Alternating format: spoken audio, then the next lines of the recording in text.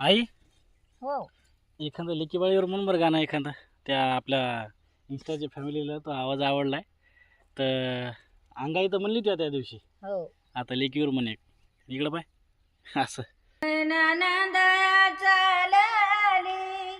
वा जशी तांब्याची घागर वा वा वा मैना नंदया चालली जशी तांब्याची घागर माझ्या मैना वाचून सुन लागत नागर. हा पुन्हा पुढे एक कडवा आणखीन हा होय पुढं हा निन्न काय सोडत नाही आमची आई मैना नंदया चालली माई बापा कर